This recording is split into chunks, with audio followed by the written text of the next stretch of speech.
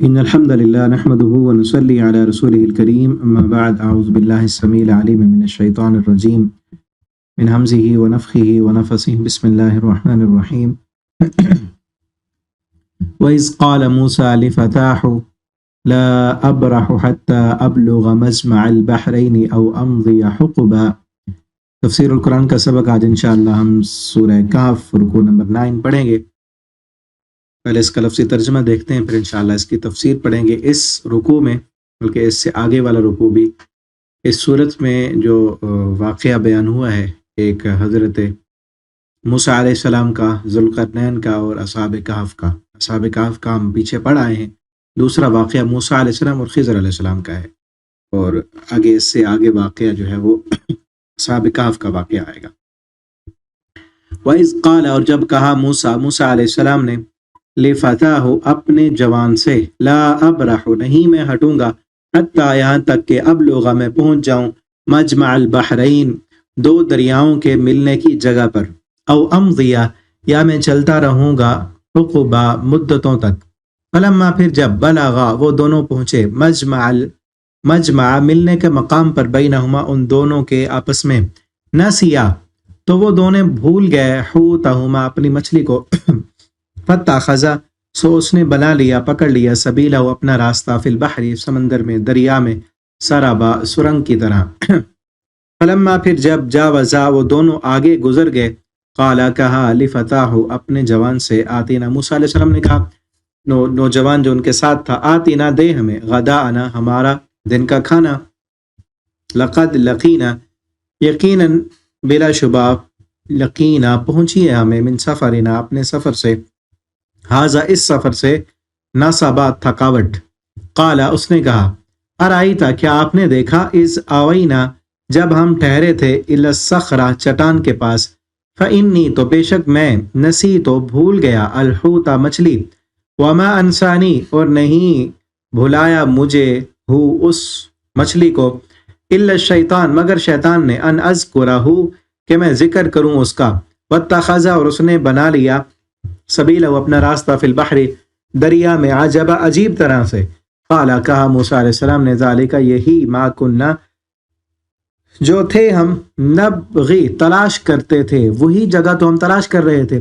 فرتدا پھر وہ دونوں واپس لوٹے، علی آثارہما اپنے نشانات پر، قصصا پیچھا کرتے ہوئے، فوجدا تو ان دونوں نے پایا، وہاں پر ان دونوں نے ایک بندے کو پایا، عبدن ایک بندہ، من عبادنا ہمارے بندوں میں سے، آتیناہ ہم نے دی تھی اسے، رحمتن رحمت، من عندنا اپنی طرف سے، وعلمناہ اور ہم نے سکھایا اسے، من لدنا اپنے پاس سے، علما ایک خاص علم دیا تھا۔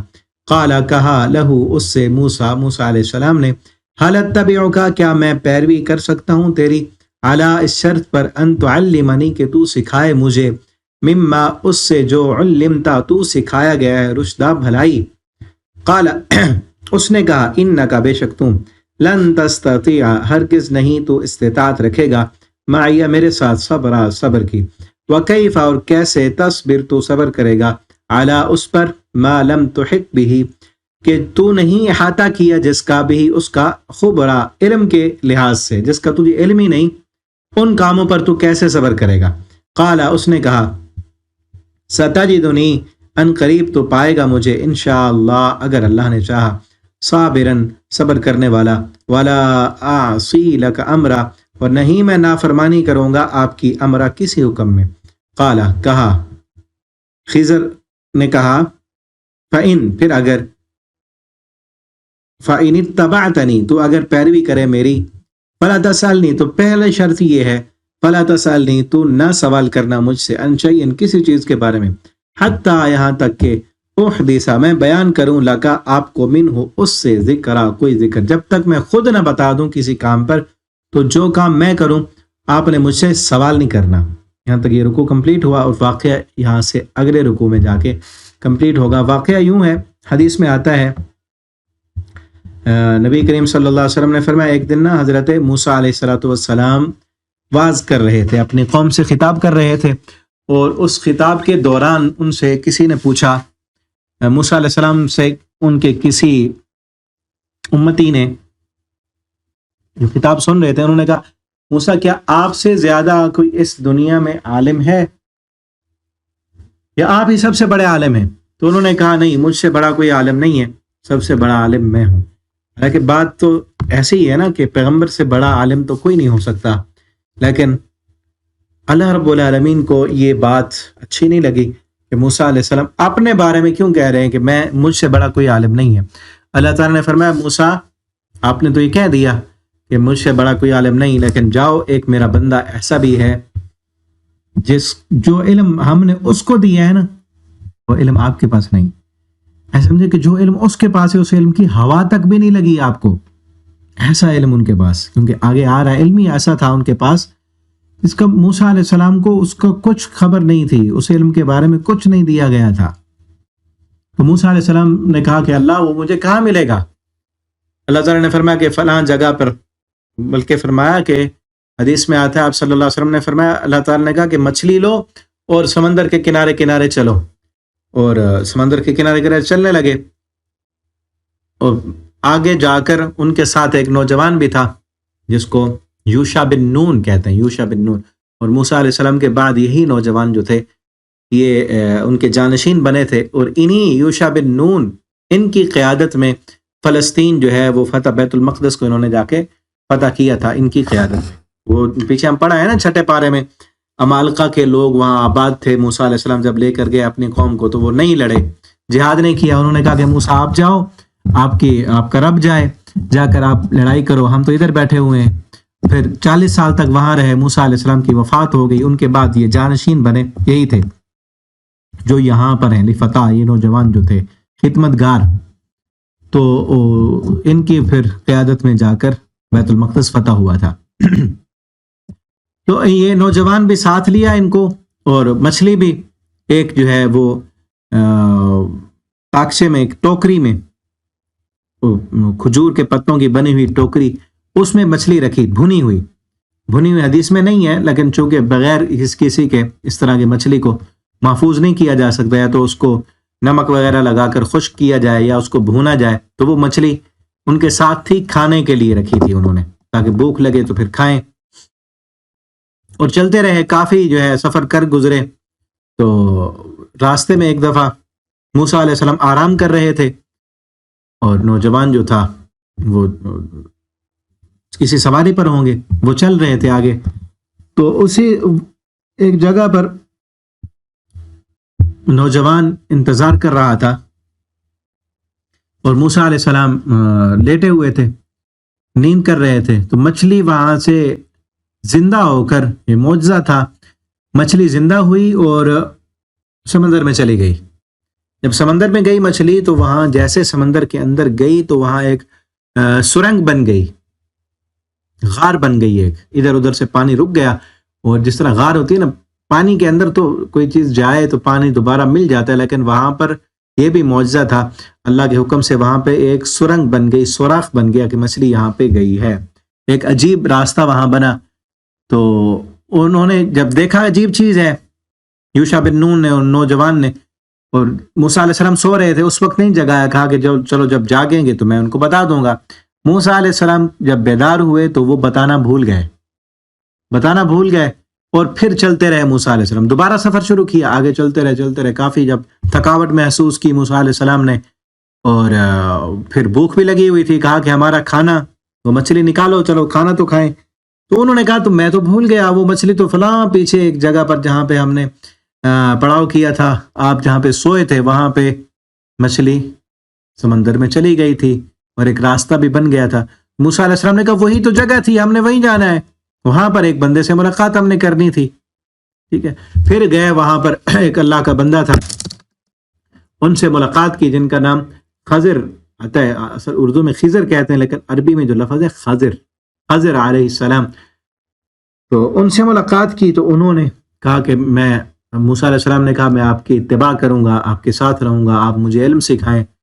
تو انہوں نے کہا کہ میری شرط ہے، آپ نے مجھ سے کوئی سوال نہیں کرنا۔ موسیٰ علیہ السلام کہنے لگے ٹھیک ہے، شرط قبول کر لی، اور چلے کشتی پر سوار ہوئے۔ تو انہوں نے کشتی کا جو ہے ایک، کشتی والوں نے وہ جانتے تھے خضر علیہ السلام کو، تو ان کو سے کرایہ نہیں لیا۔ جب اترے تو ایک تختہ جو ہے کشتی کا، ایک پٹا توڑ دیا، موسیٰ علیہ السلام بول پڑے یہ کیا کیا؟ انہوں نے کرایہ نہیں دیا، آپ نے احسان فراموشی کی ہے۔ تو خضر علیہ السلام کہنے لگے میں نے کہا نہیں تھا، بولنا نہیں ہے، بات نہیں کرنی۔ تو موسیٰ علیہ السلام کہنے لگے میں بھول گیا، پہلی دفعہ بھول گئے، پھر دوسری مرتبہ آگے گئے تو ایک بچہ جو تھا وہ کھیل رہا تھا، خضر علیہ السلام نے اس کا سر پکڑا اور اس کو مار دیا۔ بچہ جب مرا موسیٰ علیہ السلام تب جان بوجھ کر بولے، پہلی دفعہ بھول گئے تھے، دوسری مرتبہ جو ہے وہ جان بوجھ، کیونکہ کام ہی اتنا تھا سخت کہ جس پر وہ صبر بنتا نہیں تھا، بول پڑے کہ یہ کام کیوں کر دیا آپ نے؟ اس وقت پھر شرط لگائی کہ پہلی دفعہ تو بھول گئے تھے، اب کہا کہ ایک دفعہ تو میں بھول گیا، اب دوبارہ اگر میں آپ کی جو ہے خلاف ورزی کروں، بولوں، تو پھر مجھے جو ہے راستہ الگ کر دینا۔ دوسری مرتبہ پھر ایک دیوار گر رہی تھی تو اس کو سیدھا کر دیا، وہاں سے کھانا بھی مانگا تھا تو انہوں نے کھانا نہیں دیا۔ موسیٰ علیہ السلام پھر بول پڑے، کہا کہ یہاں سے مزدوری انہوں نے کھانا نہیں دیا تو مزدوری تو لے لیتے۔ انہوں نے کہا چلو اب راستہ الگ الگ ہو گیا۔ نبی کریم صلی اللہ علیہ وسلم نے پوری بات واقعہ سنا کہ آپ فرماتے ہیں کاش کہ موسیٰ علیہ السلام اور زیادہ صبر کرتے تو ہمیں حکمت کی اور بھی باتیں معلوم ہو جاتی ہیں، لیکن موسیٰ علیہ السلام آگے صبر نہ کر سکے۔ اتنا ہی واقعہ ڈیٹیل کے ساتھ پوری تفصیل جو ہے اس میں پڑھیں گے ہم، 2 رکوع ہیں اس کے، تو اس میں کئی ایک ہمارے لیے اور بھی سبق ہیں، اس میں حکمت ہے، ایک سیکھنے کے لیے کیا کچھ ہونا چاہیے، کیا آداب ہیں سیکھنے کے، سکھانے کے کیا ہیں، استاد اور شاگرد کے کیا آداب ہیں، علم کے لیے کیا کیا محنت کرنی پڑتی ہے انسان کو، وہ ساری چیزیں اس واقعے میں اسباق ہمیں ملیں گے۔ تو موسیٰ علیہ السلام اب جب اللہ تعالیٰ نے کہا کہ جاؤ میرا ایک بندہ فلاں جگہ پہ ملے گا، موسیٰ علیہ السلام اپنے نوجوان سے یوشع بن نون سے کہنے لگے لا ابرح، میں نہیں ہٹوں گا یہاں تک کہ ابلغ مجمع البحرین، یہاں تک کہ وہ 2 دریاؤں کے ملنے کی جگہ پر میں پہنچ جاؤں۔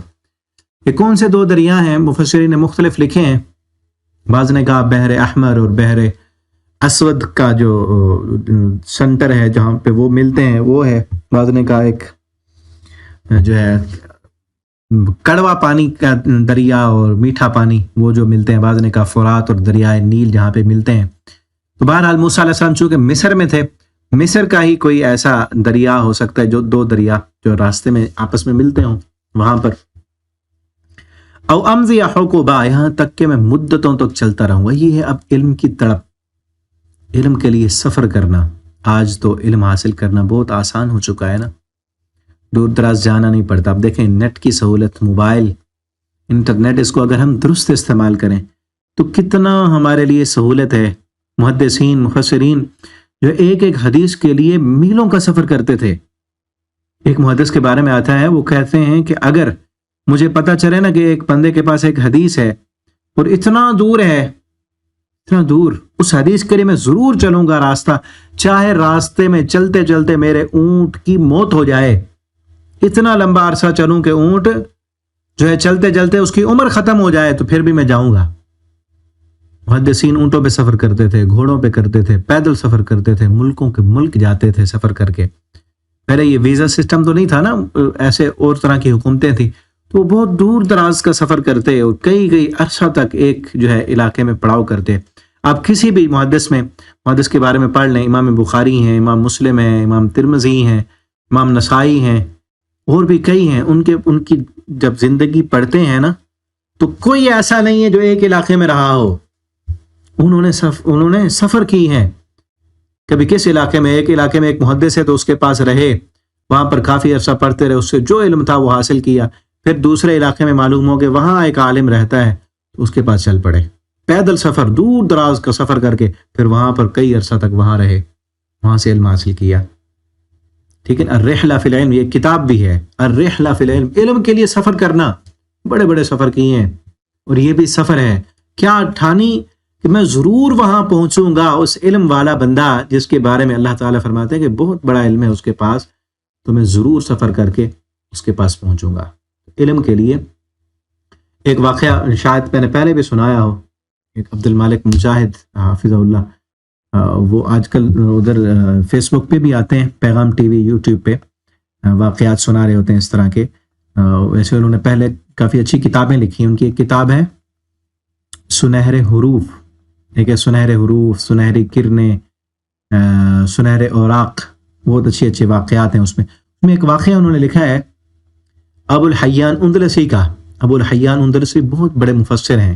ہماری لائبریری میں بھی ان کی تفسیر کی کتاب ہے البحر المحیط. البحر المحیط بڑی زبردست جو ہے تفسیر کی عربی میں کتاب ہے. ابو الحیان اندلسی، اندلس میں جو ہے انہوں نے آگے دعوت و تبلیغ کا کام کیا تھا، تو وہاں پہ اسلام آیا تھا اور 100 سال تک مسلمانوں نے اندلس میں حکومت کی ہے، اور پھر مسلمانوں سے جو ہے وہ چھن گیا تھا اندلس.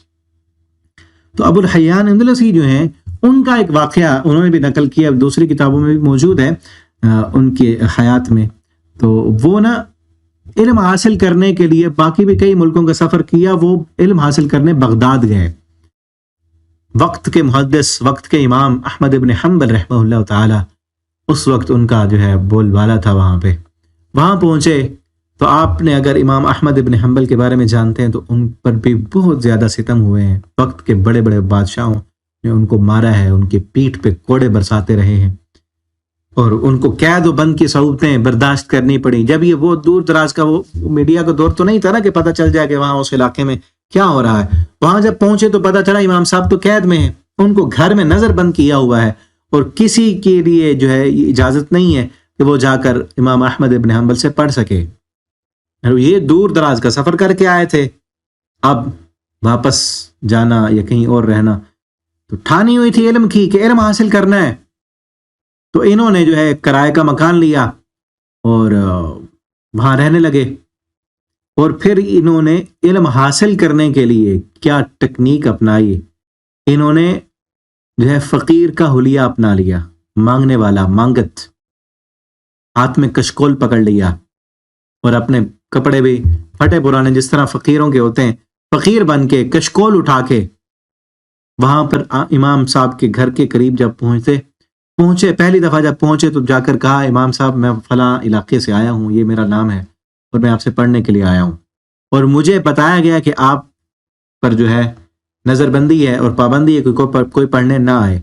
میں اللہ کے پیارے پیغمبر صلی اللہ علیہ وسلم کی حدیثیں آپ سے صرف سننے اور سیکھنے کے لیے آیا ہوں. آپ ایسے کیا کریں، میں آؤں گا جب زور سے صدا لگاؤں گا، آپ اپنے گھر سے اٹھیں تو دروازے تک آتے ہوئے آپ نے ایک حدیث پڑھ دینی ہے، ایک حدیث آپ نے پڑھ لینی ہے، اور جب یہاں پہنچیں گے تو ایک حدیث اور پڑھ لینی ہے آپ نے. ایک حدیث جاتے ہوئے آپ نے پڑھ دینی ہے، لمبی حدیث ہو تو ایک ہو جائے گی، چھوٹی چھوٹی ہو تو 2-3 ہو جائیں گی. اس طرح میں روزانہ آپ کے دروازے پر بھیک مانگنے کے لیے، بھیک مانگنے کے روپ میں آؤں گا. آپ مجھے پیسے نہیں دینا، مجھے دنیا نہیں چاہیے، مجھے آپ بھیک میں پیارے رسول صلی اللہ علیہ وسلم کی حدیثیں سنا دینا، میں واپس چلا جایا کروں گا. کئی عرصے تک وہ اسی طرح علم حاصل کرتا رہا. بھکاری کے روپ میں امام صاحب کے دروازے پہ آتا، حدیثیں سناتے، سن کے واپس چلا جاتا، اور پھر کیا مانگنا تھا اس نے، گھر چلا جاتا، وہاں جا کے ان حدیثوں کو لکھ لیتا.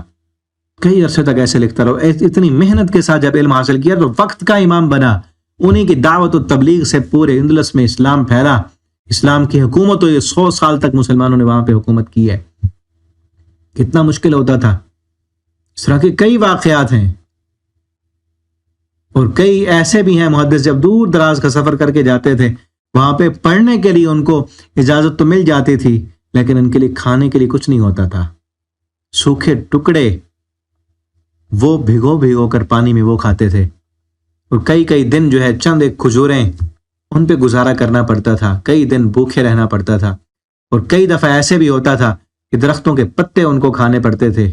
کچھ نہیں ہوتا تھا، لیکن علم حاصل کرنے کے لیے رسول اللہ صلی اللہ علیہ وسلم کی احادیث، اللہ کا دین ہم تک پہنچانے کے لیے انہوں نے کتنی محنتیں کی ہیں. آج ہم بھی دیکھیں، ہم تو بند کمروں میں بیٹھ کے، ٹھیک ہے نا، ابھی میں سب کو ریکارڈ کر رہا ہوں بند کمرے میں، گرمی ہو تو پنکھا موجود ہے، سردی ہو تو بند کمرے، لحاف، کمبل سب کچھ موجود ہے. یہاں پہ لائٹ موجود ہے، نیٹ کی سہولت موجود ہے، ہمارے پاس نرم گرم کھانا موجود ہے، چائے، دودھ، پانی، ہر چیز، اللہ کی کتنی نعمتیں. اور گھر میں بیٹھے ہیں ہم، آپ پڑھ رہے ہیں تو آپ اپنے گھر میں بیٹھے ہیں. اتنی زیادہ سہولتیں ہونے کے باوجود بھی اگر ہم نہ پڑھیں، ہم نہ سیکھیں علم، تو پھر ہم بہت بڑے نقصان والے ہیں، بہت بڑے خسارے والے ہیں. ٹھیک ہے نا. آج دیکھیں دنیا کا علم سیکھنے کے لیے تو ہم بہت محنت کرتے ہیں نا، کوشش کرتے ہیں. یہ دنیا کے جو ہے کور کمانڈر، یہ SSP، بڑے بڑے عہدے والے جو بندے ہیں، کہ کتنا خرچہ کرتے ہیں، کتنی محنت کرتے ہیں، P H D scholar, professor, engineer جو بنتے ہیں، کتنا پیسہ لگاتے ہیں اور کتنی محنت کرتے ہیں دنیا کے علم کے لیے. اس سے کہیں زیادہ محنتیں محدثین نے کی تھیں، لیکن آج اس طرح کی دین کے لیے، اسلام کے لیے، اللہ کے قرآن کے لیے محنت کرنے والے نظر نہیں آتے. ہمیں بھی چاہیے کہ قرآن کے لیے محنت کریں، قرآن پر غور و فکر کریں، ٹھیک ہے نا. قرآن کی دعوت کو آگے پھیلانے کے لیے کوشش کریں. اور بڑا آسان ہے اس میڈیا کو جو استعمال کر کے صحیح طریقے پر دین کی دعوت کو آگے پہنچائیں. میں آپ سے پہلے بھی کہتا رہتا ہوں کہ ان اسباق کو جس طرح آپ خود سنتے ہیں، پڑھتے ہیں، آپ دوسروں تک بھی پہنچائیں. اور مبارکباد کے مستحق ہیں وہ جنہوں نے ان اسباق کو سنا، صرف اپنے تک محدود نہیں رکھا، آگے پہنچایا. ان کے ساتھ ملنے کی وجہ سے ہمارے ماشاءاللہ 6-7 گروپ ہیں، 6-7 کلاسیں ہماری جاری ہیں. ایک تو ہم یہ اس سبق تک پہنچے ہوئے ہیں نا، پیچھے کچھ ہیں جنہوں نے 3 پارے پڑھ لیے ہیں، کچھ نے 5 پڑھے ہیں، کچھ پیچھے ہیں. تو انشاءاللہ اور بھی اگر کوئی ایسے لوگ ہمارے ساتھ ملتے ہیں جو ان اسباق کو مزید آگے پہنچا کے باقاعدہ ایک کلاس بنا کے شروع سے سٹارٹ کرنا چاہیں، تو پیچھے سبق سارے ریکارڈ کیے ہوئے ہیں، ٹھیک ہے نا. تو اس کے لیے ایک پارا جب کمپلیٹ ہوتا ہے تو ہم باقاعدہ اس کا جو ہے ٹیسٹ ہوتا ہے، ریٹن ٹیسٹ ہوتا ہے، اس کی چیکنگ ہوتی ہے، نمبر لگائے جاتے ہیں. اور اس کے لیے جو ہے ہمارے ساتھ جو ہیں خصوصاً خالہ ام داؤد ہیں، اور ایک بھائی ہیں احمد شاہین بھائی. اللہ تعالیٰ جتنے بھی باقی جو بھی ہیں ہمارے ساتھ، اللہ تعالیٰ ان سب کو جزائے خیر دیں، اور اللہ تعالیٰ ان کے وقت میں برکت دیں. اللہ تعالیٰ ہم سب کو قرآن سیکھنے والا، پڑھنے والا اور قرآن کی خدمت کرنے والا اللہ ہمیں بنا دیں. اور یہ اعزاز کی بات ہے، اللہ کے قرآن کی خدمت کرنا، قرآن کو سمجھنا، اپنی زندگی میں لاگو کر کے اس پر عمل کرنا، اور اس کو جتنا ہو سکتا ہے آگے پہنچانا، دوسروں کو سمجھانا. یہ بہت بڑے اعزاز کی بات ہے، اور اسی سے اللہ دنیا میں بھی بلند کرتے ہیں، آخرت میں بھی بلندی دیں گے. ان اللہ یرفع بہذا الکتاب. اور یہ علم کے لیے محنت ہے. اس وقت یہ پھیلانے کی محنت کرنا آسان ہے. یہ سارا کام اب دیکھیں نا، یہ جو ہم کر رہے ہیں، آن لائن پڑھاتے ہیں، کلاسیں بھی ہیں، ٹیسٹ بھی ہوتے ہیں، سارا کچھ ہم گھر بیٹھ کے کر رہے ہیں. ذرا تصور کریں کہ جب محدثین ایک حدیث کے لیے میلوں کا سفر کرتے تھے، بلکہ ایک تو آتا ہے ایک محدث کے بارے میں، وہ گئے کئی دن کا سفر کر کے گئے آگے، جس سے حدیث لینی تھی نا، انہوں نے ایسے خالی جھولی اٹھا کے نا اپنے گھوڑے کو بلا رہا تھا، تو وہیں سے دیکھ کے واپس آگے کہا کہ جو ایک جانور کو دھوکہ دے رہا ہے نا، اس پہ مجھے یقین نہیں ہے، اعتماد نہیں ہے. ہو سکتا ہے پیارے پیغمبر کی حدیثوں کے بارے میں بھی غلط بہت بیانی کر دے، اس حدیثیں نہیں. کتنی محنت کی ہے. اور پھر جس بندے سے حدیث لی ہے اس بندے کی ساری زندگی کے بارے میں بھی جانچا ہے. کبھی کہیں اس نے دنیاوی معاملات میں تو جھوٹ نہیں بولا نا. اگر کسی بندے نے دنیاوی معاملات میں جھوٹ بول دیے ہے تو اس کی روایتیں بھی کمزور ہو گئی ہیں، کیونکہ وہ بندہ بااعتماد نہیں ہے.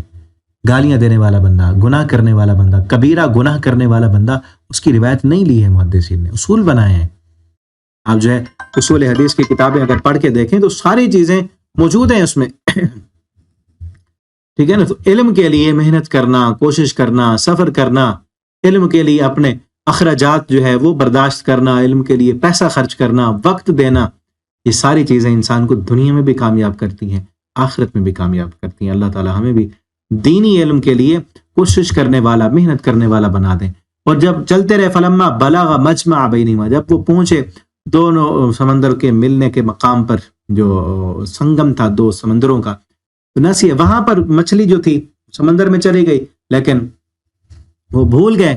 فاتخذ سبیلا، اس مچھلی نے نا دریا میں ایک سرنگ بنا لی تھی، سرابا، ایک سوراخ بن گیا تھا. فلما جاوزا، جب وہ دونوں وہاں سے آگے متجاوز ہو گئے، آگے اس طرح ہوتا ہے نا، آپ کبھی ڈرائیونگ کر رہے ہیں، کبھی یو ٹرن لینا تھا آپ نے، لیکن پتہ نہیں چلا، باتوں میں یا ادھر ادھر مشغول تھے، آپ آگے چلے گئے. اس کو کہتے ہیں تجاوز کرنا، کسی حد سے آگے گزر جانا. آپ نے شاید سنا ہوگا جواز السفر، جواز السفر کہتے ہیں پاسپورٹ کو. کبھی یہی مانا ہوتا ہے نا، ایک باؤنڈری ہے، اپنی باؤنڈری کو تجاوز کر کے آپ نے کسی اور ملک میں جانا ہے، تو تجاوزا، انہوں نے وہ کراس کر لیا، وہ حد جہاں پر انہوں نے رکنا تھا اس سے آگے چلے گئے. قال، جب آگے پہنچ گئے تو قال لفتاہ، اپنے جوان سے اب اس سے یہ بھی معلوم ہوتا ہے کہ کوئی خوشی سے اگر خدمت کرنا چاہے، آپ کی خدمت کرنا چاہے اپنی خوشی سے، تو خدمت کر سکتا ہے وہ. یہ خدمت گار تھے یہ نوجوان. اور پھر یہ بھی ہے خدمت کی وجہ سے اللہ بلندیاں عطا کرتے ہیں. اچھے لوگوں کی خدمت، اللہ والوں کی خدمت، اور خصوصاً اللہ کے پیغمبر وقت کے نبی موسیٰ علیہ السلام کی خدمت کر رہے تھے. آج انبیاء تو نہیں ہیں، لیکن جو دین والے ہیں، جو بزرگ ہیں، ٹھیک ہے نا، جو نماز پڑھتے ہیں، تہجد پڑھتے ہیں، اللہ کے نیک ہیں، ولی ہیں، ان کے ساتھ رہنا، ان کی خدمت کرنا، یہ انسان کو دنیا میں بھی کامیاب کرتا ہے، آخرت میں بھی کامیاب کرتا ہے. اللہ نے ان کو کامیابی دی کہ موسیٰ علیہ السلام کے بعد یہی ان کے جانشین بنے، اور انہی کی قیادت میں اللہ تعالی نے بیت المقدس کو فتح کرایا. یوشع بن نون، ٹھیک ہے، وقت کے پیغمبر تھے موسیٰ علیہ السلام کے بعد. انہوں نے اپنے جوان سے کہا آتینا غدانا. اب دیکھیں نا کس طرح خدمت کس طرح کر رہے ہیں. وہاں پر موسیٰ علیہ السلام سو گئے تھے، یہ جاگ رہے تھے. ان کو پتا چل کہ موسیٰ علیہ السلام کو تو نہیں پتا تھا نا مچھلی کا. آتینا غدانا، ہمیں ہمارا کھانا دو. لقد لقینا من سفرنا، ہمیں اپنے سفر سے بڑی تھکاوٹ ہو گئی ہے، تھک گئے ہیں ہم. لیکن جہاں تک اصل سفر تھا وہاں تک نہیں تھکے، جب آگے بڑھ گئے تو وہ سفر تھکاوٹ والا ہو گیا. قال ارائیت اذ اوینا، تو کہنے ارائیت، کیا آپ نے دیکھا؟ آپ کو نہیں پتا. اذ اوینا، جب ہم ٹھہرے تھے وہاں پر. آپ کو ٹھہرنے والی جگہ کا تو پتا ہے نا، جہاں پہ ہم ٹھہرے تھے. الی الصخرہ، اس چٹان کے پاس، وہ چٹان کے قریب جہاں ہم نے پڑاؤ کیا تھا. فإنی نسیت الحوت، تو میں مچھلی کا بتانا تو آپ کو بھول گیا، اور مجھے نہیں بلایا الا الشیطان، مگر شیطان نے مجھے بھلا دیا تھا. میں اس وقت تو یاد تھا نا ان کو کہ میں نے بتانا ہے، لیکن جب اٹھے تو پھر مشغول ہو گئے دوبارہ کوچ کرنے کے لیے، لیکن وہ بات بتانی بھول گئی، مجھے شیطان نے بھلا دیا. واتخذ سبیلہ فی البحر عجبا، لیکن اس مچھلی نے وہاں پر ایک عجیب راستہ بنایا تھا. آپ واپس اس چٹان والی جگہ پہ جائیں گے تو وہ جگہ نظر آ جائے گی جہاں پر مچھلی گئی تھی. موسیٰ علیہ السلام نے کہا ما کننا نبغی، یہی ہے جسے ہم تلاش کر رہے تھے، یہی تو وہ جگہ ہے جسے ہم تلاش کر رہے ہیں. فرتدا، پھر فوراً واپس لوٹے. علی آثارہم، اپنے نشانات، یعنی جس راستے پر گئے تھے انہی قدموں پر واپس آئے. قصصا، پیچھا کرتے ہوئے، اپنے نشانات کو دیکھتے ہوئے کہ کہاں کہاں سے ہم گزر کر آئے ہیں، وہیں سے اب واپس جانا ہے. اب یہاں سے ایک اور بات بھی معلوم ہوتی ہے، جو آپ کا شاگرد ہے یا آپ کا خادم ہے، آپ کا ملازم ہے، آپ کے تحت کام کرنے والا ہے، اس سے اگر غلطی ہو جائے تو اس کو کوسنا نہیں ہے، ڈانٹنا نہیں ہے. بھول گیا ہے کہیں پہ یہ نہیں، موسیٰ علیہ السلام نے یہ نہیں کہا کہ دیکھو تمہاری وجہ سے ہمیں کتنی تھکاوٹ ہوئی، تمہاری وجہ سے کتنا زیادہ سفر کرنا پڑ گیا ہمیں، تمہیں کس لیے ساتھ رکھا ہوا تھا، تم بتا نہیں سکتے تھے. ٹھیک ہے نا. آج تو ایسے ہوتا ہے نا، تھوڑا سا کسی ملازم سے غلطی ہو جائے، ڈرائیور سے غلطی ہو جائے، شاگرد سے غلطی ہو جائے، خدمت گزار سے غلطی ہو جائے، کئی جو ہے تیز مزاج لوگ، بد خلق لوگ ان کو گالیاں دیتے ہیں، ملازم کو گالیاں دیتے ہیں، ماتحتوں کو گالیاں دیتے ہیں. ایسے نہیں، صبر والا، بڑے آدمی کو بڑے صبر والا ہونا چاہیے. موسیٰ علیہ السلام بڑے آدمی تھے نا، تو ایک لفظ بھی نہیں بولا، بس یہی کہا ہاں اصل تو ہمارا مقام وہی تھا، تو فوراً واپس پلٹ آئے. اب آگے نہیں جانا، اصل ہم نے تو وہاں تک جانا تھا، تو آپ واپس پلٹے اور انہیں کچھ بھی نہیں کہا. تو اس لیے صبر ہونا چاہیے، برداشت ہونا چاہیے. ہاں سکھانے کے لیے جو بات سکھانی ہے وہ سکھا، لیکن غلطی ہو گئی ہے اس سے، تو ایسے اب آپ سے بھی غلطی ہو سکتی ہے، انسان ہے، خطا کا پتر ہے، بھول سکتا ہے انسان. اب دیکھیں وہ بھی تو ساتھ چلے ہیں نا، اکیلے موسیٰ علیہ السلام تو نہیں چلے نا. آپ بھی دیکھیں نا کہ اگر اس سے غلطی ہوئی ہے، آپ کو جو تکلیف اٹھانی پڑی، آپ کے ساتھ والے کو بھی تو اٹھانی پڑ رہی ہے نا، وہ بلکہ آپ سے زیادہ وہ اٹھا رہا ہے. فرتد علی آثارہم قصصا فوجد، جب وہاں پہنچے اس جگہ پر، اس پتھر کے قریب، فوجد عبدا، اللہ فرماتے ہیں میرے بندوں میں سے ایک بندہ انہوں نے پایا، آتیناہ رحمہ، جس کو ہم نے رحمت عطا کی تھی اپنی طرف سے، وعلمناہ، اسے ہم نے سکھایا تھا اپنی طرف سے ایک علم، اللہ نے ایک اپنی طرف سے علم دیا تھا. قال لہ موسیٰ، موسیٰ علیہ السلام نے ان سے کہا، هل اتبعک، کیا میں آپ کی پیروی کر سکتا ہوں، کیا میں آپ کی پیروی، آپ کی اتباع کر سکتا ہوں، آپ کے پیچھے چل سکتا ہوں، اعلیٰ اس بات پر میں آپ کی پیروی کروں گا، آپ کا حکم مانوں گا، آپ کی فرما برداری کروں گا. کس شرط پر؟ اعلیٰ ان تعلمنی، کہ آپ مجھے علم سکھائیں. یہ ہے علم سیکھنے کا ادب. یہ نہیں کہا کہ میں موسیٰ ہوں، میں فلاں ہوں، وقت کا نبی ہوں، تو لہٰذا مجھے پتہ چلا کہ آپ کے پاس علم ہے تو مجھے آپ علم سکھا دیں، اور میرے پاس ٹائم بہت کم ہے، جتنا ہے آپ مجھے بتا دیں، میں نے واپس جانا ہے اور پیچھے بنی اسرائیل میرا انتظار کر رہی ہے. یہ نہیں کہا.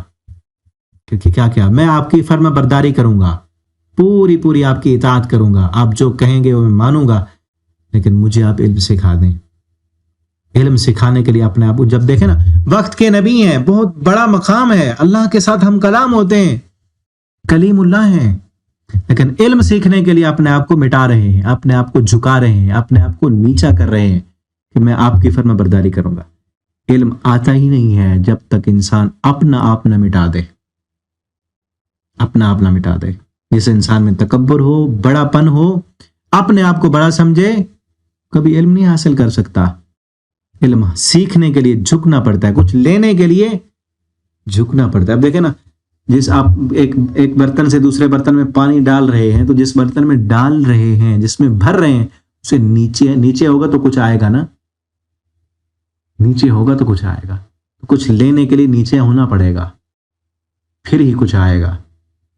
کہتے ہیں نا, بڑی مشہور مثال ہے, جس درخت پہ پھل لگا وہ جھک جاتی ہے. علم آ جائے تو انسان میں عاجزی آتی ہے, ٹھیک ہے نا, انکساری آتی ہے, جھک جانا آتا ہے, صبر کرنا آتا ہے, مان جانا آتا ہے. عاجزی کرنے سے, جھک جانے سے, انکساری کرنے سے, صبر کرنے سے, برداشت کرنے سے انسان میں علم آتا ہے. ٹھیک ہے, تو انہوں نے بھی یہی کہا کہ میں آپ کی فرما برداری کروں گا, اتباع کروں گا آپ کی. آپ مجھے علم سکھائیں, رشد دیں, جو آپ کو سکھائی گئی, آپ کو بھی اللہ نے دی ہے, آپ مجھے سکھا دیں. قال انک, اب آگے خضر علیہ السلام کہنے لگے آپ میرے ساتھ صبر نہیں کر سکیں گے, کیونکہ خضر علیہ السلام کو پتہ ہے موسیٰ علیہ السلام جو ہے وہ پیغمبر ہیں شریعت کے, ان کے پاس جو علم ہے وہ اور علم ہے. ٹھیک ہے نا, اور جو علم خضر علیہ السلام کے پاس تھا وہ علم ان کے پاس نہیں تھا, وہ شرعی علم نہیں تھا, وہ تکوینی علم تھا. ٹھیک ہے نا, تو وہ ان کو پتہ نہیں تھا, ان کے پاس علم نہیں تھا, کیونکہ آپ کے پاس تو وہ علم ہے ہی نہیں. آپ میرے ساتھ میرے کاموں پر کس طرح صبر کر سکیں گے؟ وَكَيْفَ تَصْبِرُ, کیسے آپ صبر کریں گے جس کا آپ کو پتہ ہی نہیں. تو انہوں نے کہا سَتَجِدُنِي انشاء, آپ مجھے پائیں گے اگر اللہ نے چاہا صابرن, صبر کرنے میں اپنی طرف سے پوری کوشش کروں گا, اور آپ ضرور مجھے صبر کرنے والوں میں پائیں گے. وَلَا أَعْصِي لَكَ أَمْرًا, میں آپ کے کسی حکم کی خلاف ورزی نہیں کروں گا. اب آگے جتنا بھی واقعہ, کسی حکم کی خلاف ورزی انہوں نے نہیں کی, لیکن بات ایسی جو ہے موسیٰ, یہ نہیں ہے کہ موسیٰ علیہ السلام کو کسی بات کا حکم دے کہ یہ کام کرو, انہوں نے نہ کیا ہو. ہاں یہ ہے کہ جو شرط لگائی تھی کہ آپ نے مجھ سے سوال نہیں کرنا, اس شرط پر وہ پورے نہیں اترے, سوال کر بیٹھے, کیونکہ ان کی نظر میں جو کام خضر علیہ السلام کر رہے تھے اس کی بظاہر کوئی ریزن نظر نہیں آ رہی تھی, جبکہ اس کی جو وجہ تھی وہ تو اللہ کی طرف سے تھی, اور وہ اللہ کی طرف سے وحی یا دل میں الہام, جس طرح بھی اللہ تعالیٰ نے بتایا, وہ موسیٰ علیہ السلام کو اس کا پتہ نہیں تھا. اور وہی خضر علیہ السلام شروع میں کہہ رہے ہیں کیسے آپ صبر کر سکتے ہیں جب آپ کو پتہ نہ ہو, جبکہ میں تو آپ کو بعد میں بتاؤں گا نا, جب تک میں نہ بتاؤں آپ نے نہیں بولنا. تو موسیٰ علیہ السلام صبر نہ کر سکے, اسی لیے آپ صلی اللہ علیہ وسلم نے فرمایا اگر موسیٰ علیہ السلام صبر کرتے اور بھی کئی باتیں ہمیں حکمت کی معلوم ہو جاتی. ٹھیک ہے, تو انہوں نے کیا کہا, میں ان قریب آپ مجھے صبر کرنے والا پائیں گے. وَلَا أَعْصِي لَكَ أَمْرًا, اب انہوں نے شرط لگائی. قَالَ فَإِنِ اتَّبَعْتَنِي, اگر آپ نے میری پیروی کرنی ہے, اگر میری اتباع کرنی ہے. انہوں نے کیا کہا تھا, هَلْ أَتَّبِعُكَ عَلَىٰ أَن تُعَلِّمَنِي, کیا میں آپ کی اتباع کر سکتا ہوں؟ دیکھیں, میں آپ کی پیروی کر سکتا ہوں, میں آپ کا حکم مان سکتا ہوں, آپ کی فرما برداری کر سکتا ہوں, آپ مجھے علم سکھائیں گے. تو انہوں نے وہی لفظ بولا فَإِنِ اتَّبَعْتَنِي, اگر میری پیروی کرنی ہے, علم سیکھنا ہے, تو پہلی شرط کیا ہے, فَلَا تَسْأَلْنِي عَنْ شَيْءٍ, تم مجھ سے سوال نہ کرنا, جو میں کروں مجھ سے پوچھنا نہیں ہے کہ یہ کام کیوں کیا ہے. فَلَا تَسْأَلْنِي عَنْ شَيْءٍ, مجھ سے کسی چیز کے بارے میں نہیں پوچھنا. ہاں علم سیکھنے کے لیے آئے ہو نا, تو میں خود بتا دوں گا. حَتَّى أُحْدِثَ لَكَ مِنْهُ ذِكْرًا, یہاں تک کہ میں بیان کروں آپ کے لیے وہ منہ, اس سے ذکر, کوئی ذکر, جب تک میں اس کام کی ریزن خود نہ بتا دوں, وجہ خود نہ بتا دوں, اس وقت تک آپ نے سوال نہیں کرنا. ٹھیک ہے, تو یہاں تک یہ رکوع جو ہے, رکوع نمبر 9 یہ ختم ہوا. آگے واقعہ جاری ہے, وہ اگلے رکوع میں انشاءاللہ ہم کل کے سبق میں پڑھیں گے. اگلے سبق میں اللہ تعالی ہمیں قرآن پڑھنے, سمجھنے, اس پر عمل کرنے کی توفیق دیں, اور اللہ ہمیں قرآن کی دعوت کو, اس پیغام کو آگے پہنچانے والا بنا دیں. اللہ جب تک ہمیں زندہ رکھیں دین پر, ایمان پر, اسلام پر. بارک اللہ لی ولکم فی القرآن العظیم ونفعنی وإیاکم فی الآیات والذکر الحکیم. السلام علیکم ورحمۃ اللہ وبرکاتہ.